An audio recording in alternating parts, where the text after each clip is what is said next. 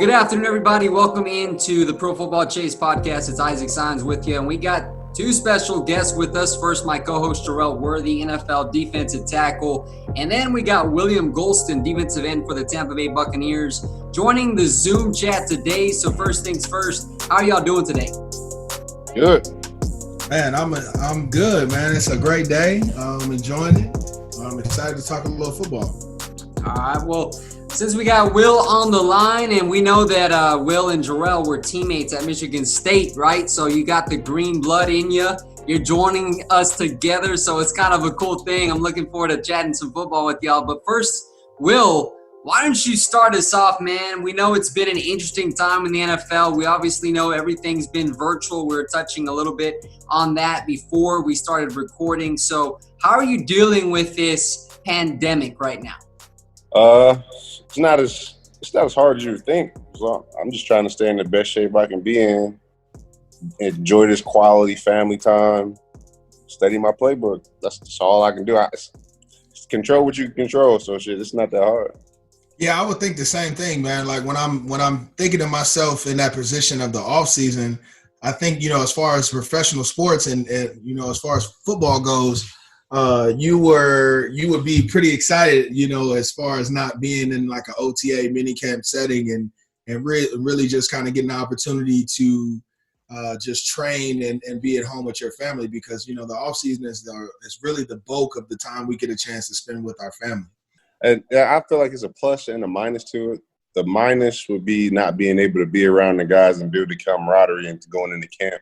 You know what I'm saying? Build that confidence and knowing what the guy next to you will do. Mm-hmm. Like most of the guys in our room came back. But the plus is the family aspect that you're talking about because a lot of people don't understand the sacrifice you make not to be around your family to play the game that you enjoy to play.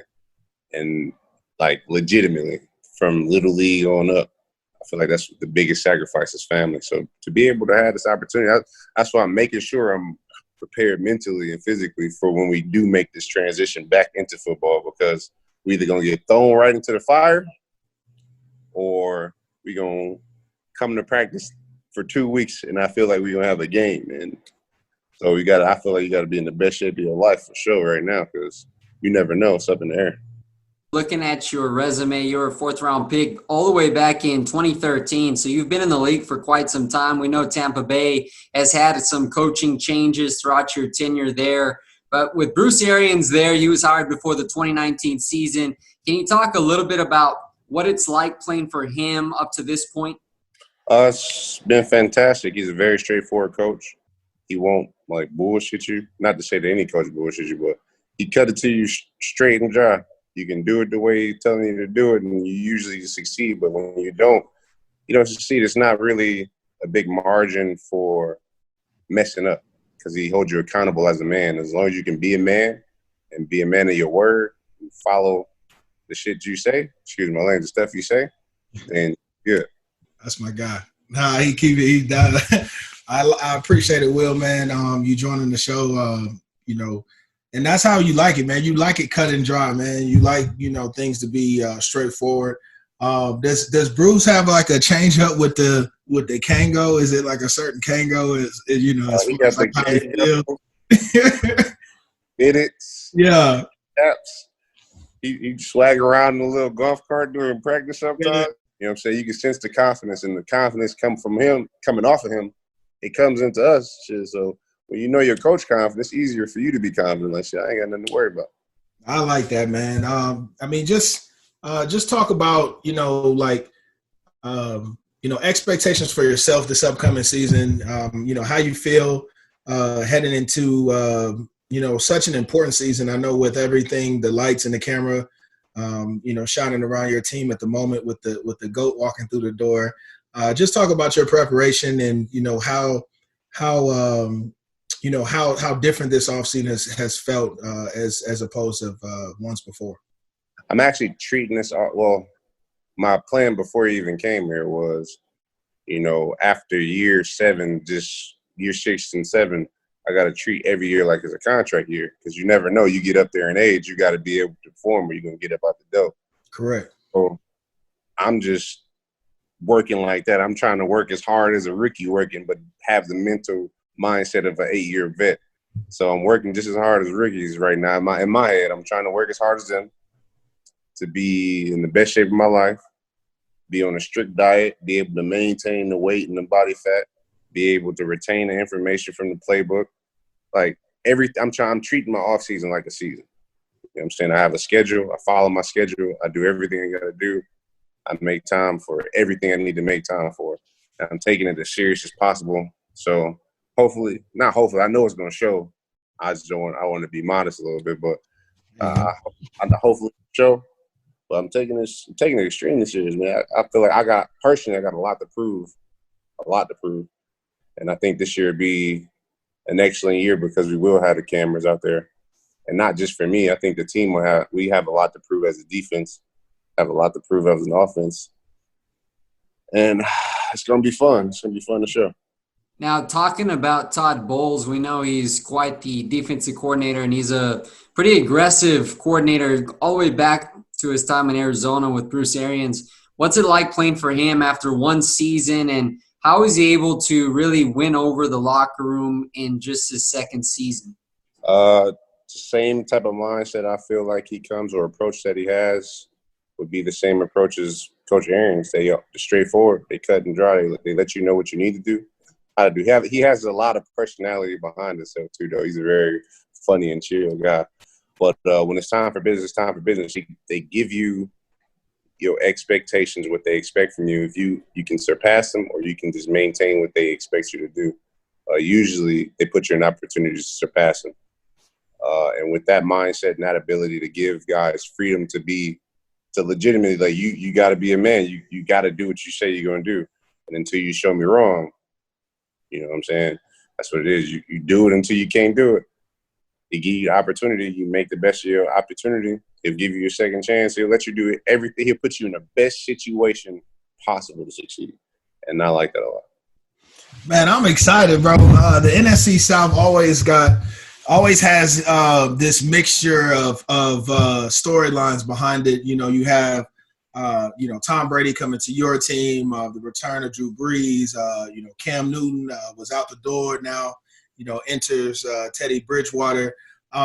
Just talk about that, the sense of competition, when it comes to within your division. I know that this division is always up for grabs every year. Just talk about, how you feel the competition is going to be within your division as opposed to the previous years. Just to be honest with you, every year I've been playing here in the NFC South has been a battle. It's only been 1 year where it was just a landslide. That was a few years back. But it's always a battle. All of the teams always come prepared for both games. It's not a cakewalk at all. I think I like this division. I like the toughness and the intensity that every game we play each other, from the Falcons to the Saints to the Panthers. You're in a dogfight. And I like the pride and urgency that each team has within the division. It makes it fun. Like you can't necessarily pick a rival within the NFC South because you got to come as hard as you can with each and every team. Not to say that you don't do that in all NFL teams, but I know I got to bring my lunch pail when I play in a division game. I was telling you a little bit before the interview, looking at the defensive line in Tampa Bay, you got Vita Vea, Sue coming back on the 1-year deal. Jason Pierre-Paul is back. Got Shaq Barrett on the franchise tag. So when you're playing on a defensive line that has that much talent, how does it make your job easier as a defensive lineman?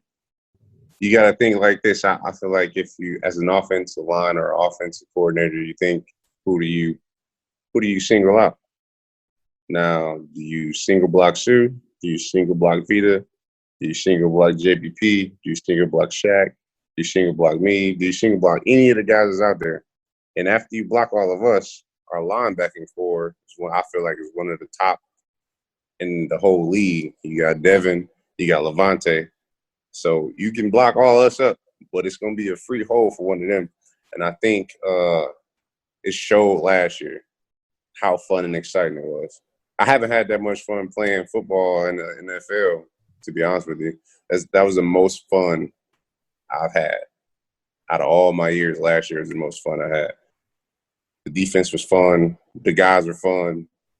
being able to, like, going out there and competing every single second of the day from practice all the way up until game time, we competing. And it's not necessarily a competition where like a crab where, oh, I got to get out this bucket, I pull you down. We literally compete against each other to make us better, and it did. And it was such a natural and organic thing that I felt like it showed whenever you turn on the film. Yeah, man, I see. That's exactly why I'm excited. I mean, this upcoming season, you've got so many guys in the locker room, so many big time players. As Isaac spoke on before, man, having that continuity with JPP, because this will be essentially your third season with him at the moment, right? If I'm not mistaken, man. Just shed some light from you've had Jerel McCoy in your past. You're in the midst of Ndamukong Suh, JPP. Is there similarities as far as their approach to the game, what they bring to the table that has been able to help propel this defense moving forward? Definitely. The one similarity that all three of those guys have are their work ethics. No matter what's going on, when it's time for business, they really mean business. And that's a really good thing to see. I feel like not just for me, but just for young guys coming in, to be able to have a veteran that you see that has a name, a household name in the NFL, and you see their work ethic. Now you can see him shining and flashing and doing all, being flashy, but when it's time to work, them dudes work. And as far as playing with JPP, I think it's one of that's the most fun you're gonna have. JPP is gonna lighten up any kind of mood you're in. You're gonna end up laughing. You can be mad as hell, you can laugh. He could be wrong, and you're gonna laugh. He could be right, and you're gonna laugh. With Suh, it's kind of the same way with Suh. When it's not time for business, Suh is about business. But when he's playing around, joking around, it's some of the funniest and fun times I've had. With Jerel, he's like a big brother, to be honest with you. Because like I said, he was my veteran when I was a rookie coming into the league, and he was a part of my life for a very long time, being with the Buccaneers. So I look at him as a brother. So it's like I had a lot of fun with him, but I looked at him and I visualized him with so much intensity and strict and sternness, and not so as lenient as it is with JPP and Suh. Hey, I got a question, Jerel. I mean, both of y'all have been teammates a little bit at Michigan State. I know Jerel had a little stint in Tampa Bay. Jerel, tell me something about Will as a teammate, man, that we need to know about his character, his drive. What's something that's cool to learn about him? Hey, so a lot of people don't know, like, Will give you this impression that he's just real quiet, reserved. Like, man, he is a jokester. He is one of the most fashionable dudes I've seen with the old school game. Like, he'll give you a nice bucket hat. It's just, hey, like he'll give you this nice Kentucky Derby look, man, and it's one of the cleanest looks, bro. It's really cool. But he's a great car collector, man. He's really into old schools. And I mean, he's really just a good family man and teammate. So we've had opportunities. I've known him since he's come into Michigan State as a youngster, and just to really see his transition and his growth up until this point. I mean, it's amazing, man. A lot of people counted us out at such a young age, and so at this point in time now, just to kind of sit back and laugh it's a really good feeling. Yeah. Would you agree with that, Will? Yeah, everything you said is definitely true. When it's time to, I like to be about business. I speak when I need to speak. When it's time to have fun, I have fun. I do love old school cars. I am very fashionable, man. I appreciate you. I'm a very fashionable guy. But no, yeah, everything you said is true. I think for me, one of the questions I gotta ask. So, like Michigan State, they gonna play. Like you gotta get a little. Yeah, okay. I just wanted to know if he was gonna go down to his locker, just kind of talk a little trash, just really. Okay. All right. I just wanted to know. I just had to make sure if he was gonna, just swing past his locker. You know what I'm saying? Knock a deodorant stick over or something like. You ain't gotta worry about that. I am talking. I've been talking already. This is not the first interview I said I'm talking shit. I'm talking ass. Now, just to back it up, because I really wear a Michigan shirt, but it's tough. I was telling Will, so what have you been doing, man? Do you have like a certain workout regimen right now? Are you doing, 5 days a week, 6 days, 7 days a week? What does your typical daily routine look like from home? I can show you the room. I'm gonna take my background off and right. Yeah, shout out to the Gholston Crusaders, Yes, sir. Foundation, man. Shout out to them, man. Thank you, man. Thank you. But no, so I come in my little man cave, my garage, and I just get to it. Yeah. That's the Buffalo joint. I get in there and I just get to it. Yeah. I wake up. I get up around 6 something. I come in here, do a couple light stretches, some bench press. Then I go work out at the Trench. This is a place I work out. Actually, I didn't even mean to do this, but the Trench Academy is where I work out. And shout out to the Trench.